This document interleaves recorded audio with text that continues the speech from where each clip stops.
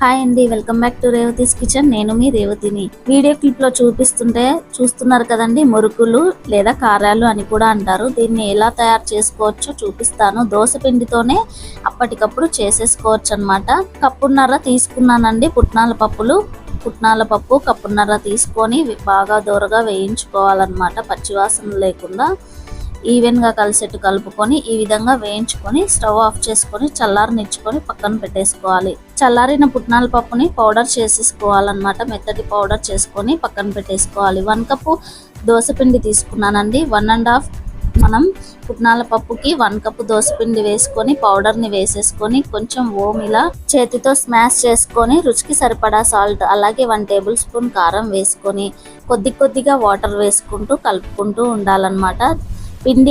పిండి కన్సిస్టెన్సీ అనేది చాలా లూజ్గా ఉండాలన్నమాట.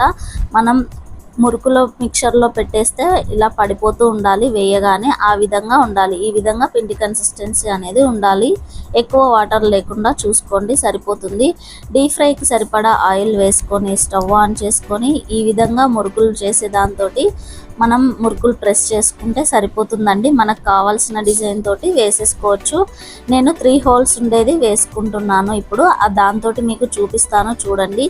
ఏ షేప్ అయినా సరే, ఏ ప్లేట్ పెట్టుకున్నా సరే చాలా చక్కగా వస్తాయి మురుకులు. ఎప్పటికప్పుడు మనం దోశకు వేసుకున్నాం కదండి, దోశ తినకపోతే బోర్ కొట్టినప్పుడు ఈ విధంగా చేసుకోవచ్చు. మురుకులు ఎన్నైనా వేసుకోవచ్చు. ప్లేట్ ఏదైనా సరేనండి, చాలా క్రిస్పీగా, చాలా క్రంచిగా, చాలా టేస్టీగా ఉంటాయి. ఇలా ఫ్రంట్ అండ్ బ్యాక్ సైడ్ బాగా వేయించుకొని ఆయిల్ అంతా పోయిన తర్వాత మరొక ప్లేట్ లో తీసేసుకుంటే సరిపోతుంది. సో ఇంతేనండి, చాలా సింపుల్. ఇప్పుడు నేను సన్నగా ఉండే హోల్స్, చిన్న హోల్స్ ఉంటాయి కదండి, ఆ హోల్స్ తో వేసుకుంటున్నాను ప్లేట్ మార్చుకొని.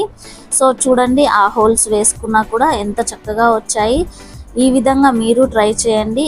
ఏ హోల్స్ ఉన్నాయి, ఏ ప్లేట్ అయినా సరే, ఏ హోల్స్ ఉండేదైనా సరే పెట్టేసుకొని మురుకుల్ని ఇలా చక్కగా చేసుకోవచ్చు.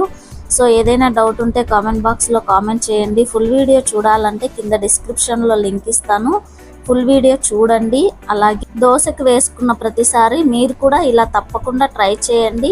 పుల్లగా ఉండే పిండి అయినా సరే, ఫ్రెష్గా ఉండే పిండి అయినా సరే, ఫ్రెష్గా ఉండే పిండితో చేసుకోవడం చాలా బెటర్ అన్నమాట. పులుపు రాకుండా ఉంటుంది. సో ఈ విధంగా ఒకసారి మీరు ట్రై చేసి మీ ఫీడ్బ్యాక్ని తప్పకుండా తెలపండి. వీడియో నచ్చితే ఒక చిన్న లైక్ ఇవ్వండి ఫ్రెండ్స్. అలాగే మీ ఫ్రెండ్స్ అండ్ ఫ్యామిలీ మెంబర్స్కి షేర్ చేయండి ఫ్రెండ్స్. అలాగే మన ఛానల్ని ఆల్ అనే బెల్ ఐకాన్ని క్లిక్ చేసి సబ్స్క్రైబ్ చేసుకోండి. ముందుగా నోటిఫికేషన్ మీకే వస్తుంది, మీరే చూడొచ్చు. Thanks for watching. మరో వీడియోతో మళ్ళీ మీ ముందుకు వస్తానండి. Thank you.